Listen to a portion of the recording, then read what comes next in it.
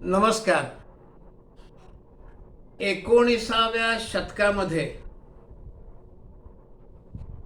ल्हासा, Tibet, Brahmaputra, तिबेटचा पश्चिम भाग, सतलेज नदी, मानसरोवर या सगळ्या परिसराचा ज्यानं पायी भटकंती करून सर्वेक्षण केलं, अशा एका सर्वेयर विषयी आज आपल्याला मी सांगणार आहे.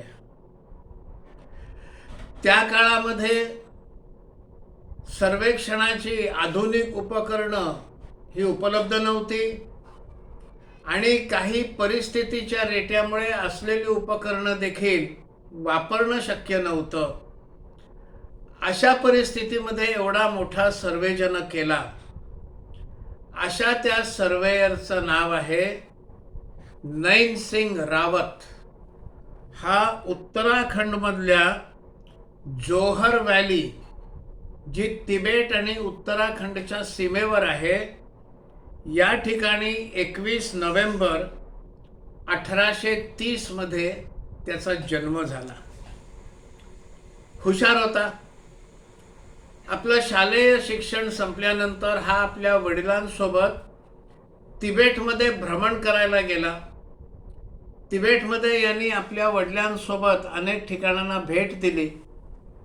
तिबेटी भाषा शिकला, तिबेटी रीतिरिवाज माहीत करून घेतले आणि त्यामुळे सहजपणे तो तिबेटी म्हणून खपून जाईल अशी त्याची स्थिती आली.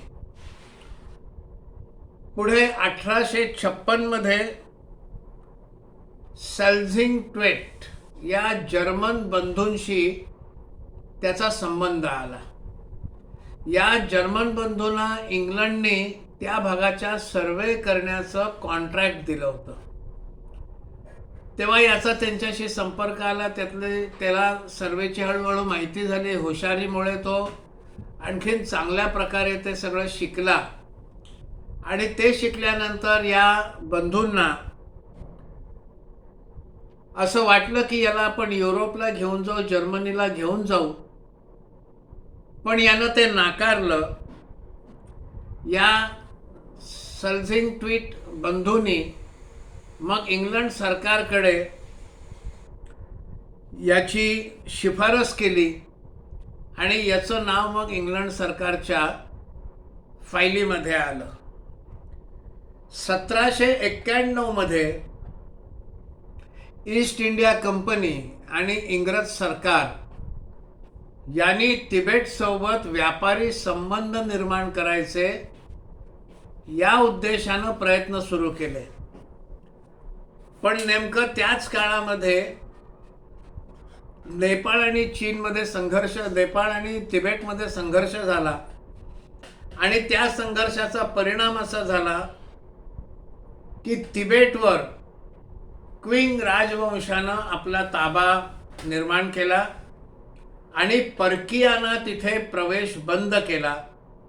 त्यामुळे तिबेटसोबत व्यापारी संबंध निर्माण करण्याचा मनसुबा हा पूर्ण होऊ शकला नाही. मग इंग्रज सर्वेयरनं सुद्धा तिथे पाठवायचं आणि संपूर्ण त्या भागाचा सर्वे करून घ्यायचा. संपूर्ण भारताचा आणि त्या परिसराचा ट्रिग्नोमेट्रिक सर्वे करण्याचं काम त्यांनी सुरू केलं होतं. सर्वे डिपार्टमेंट एक सुरू केलं होतं. पण क्विंग राजवंशामुळे त्यांना त्या सगळ्या भागामध्ये प्रवेश मिळत नव्हता.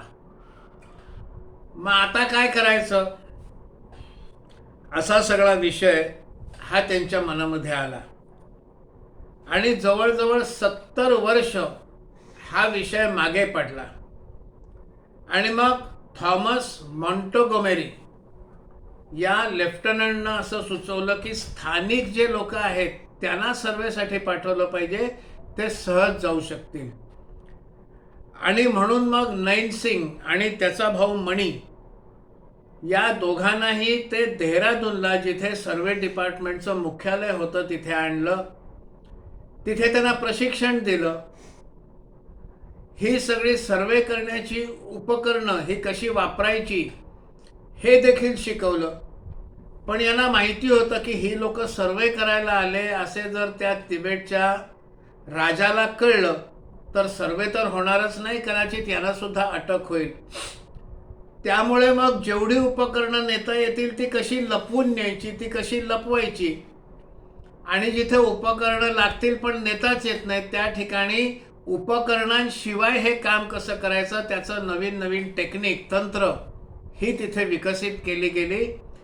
आणि मग मणी आणि नैन सिंग या दोघा भावांना ती जबाबदारी सोपवली. आणि हे सगळं गुप्तपणे करायचं होतं, त्याला स्पाय सर्वे असं नाव दिलं. आणि मग नैन सिंग आणि मणी यांनी दोघांनी हा सगळा प्रदेश हा पादाक्रांत करायला सुरुवात केली. पहिली मोहीम त्यांनी 1865 साली आखली. आणि या मोहिमेमध्ये पश्चिम तिबेट, ल्हासा, ब्रह्मपुत्र, मानसरोवर ह्या सगळ्या प्रदेशाचं, भागाचं त्यांनी सर्वे केला. मग सर्वे करता करता त्यांनी ल्हासाचं लोकेशन हे खगोलशास्त्राच्या आधारावर ठरवलं. ल्हासा तसं खूप उंचावर आहे, मग त्याची उंची कशी मोजायची, उपकरणं तर नाहीत. मग या नैन सिंगनी, आपण विज्ञानामध्ये लहानपणी शाळेमध्ये ऐकलं असेल की जसजसं हवेचा दाब कमी होतो तसा बॉइलिंग पॉइंट हा पाण्याचा हा देखील खाली येतो, हे आपण शाळेमध्ये शिकलेलो आहे. मग त्यांनी त्या विज्ञानाचं ॲप्लिकेशन, म्हणजे विज्ञान शिकणं आणि त्याचं ॲप्लिकेशन, त्याचा उपयोग करणं हे पण आलं पाहिजे. त्यांनी या विज्ञानाचं ॲप्लिकेशन तिथे केलं. आणि मग त्यांनी 3420 मीटर एवढी ल्हासाची उंची आहे हे त्यांनी मोजून दाखवलं.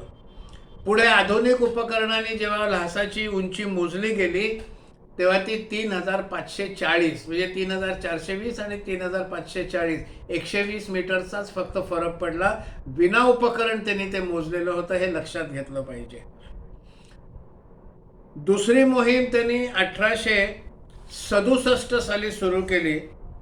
आणि त्या भागामध्ये, त्या मोहिमेमध्ये त्यांनी सतलज नदी, ठोक जालुंग हे तिबेटमधलं ठिकाण जिथे सोन्याच्या खाणी आहेत हे ठिकाण त्यांनी शोधून काढलं आणि त्याचं देखील लोकेशन शोधून काढलं, ते नकाशावर उतरवलं. आणि गारटोक या ठिकाणचं लोकेशन त्यांनी अशाच पद्धतीने खगोलशास्त्राच्या आधाराने त्यांनी नकाशावर ही सगळी लोकेशन्स उतरवली. तिसरी मोहीम त्यांनी 1873 ते 1875 या 2 वर्षामध्ये केलं. आणि उत्तरेकडनं ल्हासाला कसं जायचं, एरवी ते इकडनं मानसरोवरकडनं पश्चिमेकडनं किंवा दक्षिणेकडनं ल्हासाला जायचे, उत्तरेकडनं ल्हासाला जायचा मार्ग देखील त्यांनी या 2 वर्षामध्ये शोधून काढला. या सगळ्या त्याच्या कामगिरीबद्दल 1877 साली रॉयल जिओग्राफिक सोसायटीने याला पेट्रन्स मेडल दिलं नैन सिंग रावतला. 1 फेब्रुवारी 1882 रोजी या नैन सिंगचा मृत्यू झाला. मृत्यूच्या नंतर 27 जून 2004, म्हणजे मधल्या काळात बराच काळ गेला, त्याच्या नावाचा भारत सरकारनं एक सन्मानार्थ तिकीट काढलं, ज्याला कॉमेमोरेटिव्ह स्टॅम्प असं म्हणतात. असं निरनिराळ्या व्यक्तींचं त्यांच्या कार्याबद्दलचं पोस्ट डिपार्टमेंट कॉमेमोरेटिव्ह स्टॅम्प काढतो. हा दैनंदिन व्यवहारात येत नाही, पण तो प्रकाशित करून त्याचा सन्मान केला जातो. पँगॉंग तलावाच्या दक्षिणेला जी पर्वतराजी आहे त्याला नैन सिंग रावत रेंज असं नाव त्याच्या सन्मानार्थ दिलेलं आहे. या सगळ्या काळामध्ये तो 16 वर्ष आपल्या घरी आलाच नाही. गावातल्या लोकांनी हा बहुतेक या सर्वेच्या कामात गेलाय, तिथे मध्येच कुठेतरी बहुतेक याचा मृत्यू झाला असं सोडून, असा विचार करून हे गावचे लोक नैन सिंग रावतला विसरून देखील गेले. पण त्याच्या पत्नीला हा विश्वास होता की नाही, आपला नवरा आज ना उद्या परत येईल. मग ती दरवर्षी आपल्या नवऱ्यासाठी, या नैन सिंग रावतसाठी लोकरीचा एक कोट आणि एक पायजमा ही ती नैनसिंगसाठी दरवर्षी विणायची. 16 वर्षांनी जेव्हा हा नैनसिंग परत आपल्या घरी आला तेव्हा त्याच्या बायकोने 16 वर्षामध्ये विणलेले 16 कोट आणि 16 पायजमे हे त्याला भेट दिले. या सगळ्यामध्ये विशेष असं की मोजायचं कसं, अंतर कसं मोजायचं, कारण मोजण्याची उपकरणच नेता येत नव्हती, अंतर मोजण्याची तरी कशी नेणार उपकरणं. मग यानं एक साधं गणित बसवलं. 33 इंचाची एक दोरी तो आपल्या पायाला बांधत असे, म्हणजे एक पाऊल ते 33 इंचाचंच पाऊल पडणार. आणि मग अशी 2000 पावलं म्हणजे 1 मैल, असं हे सगळं गणित त्यांनी बसवलं. त्या काळामध्ये त्यांनी 15,000 किलोमीटर हा पायी चालला. आणि हे सगळं अंतर हे त्यांनी मोजमाप केलं, त्याचा सर्वे केला. असा हा नैनसिंग रावत पहिला भारतीय सर्वेयर ठरला. ही माहिती अन्य लोकांना देखील मिळावी असं आपल्याला नक्कीच वाटेल. म्हणून हा व्हिडिओ शेअर करावा, लाईक करावा आणि चॅनल सबस्क्राईब करावा. धन्यवाद.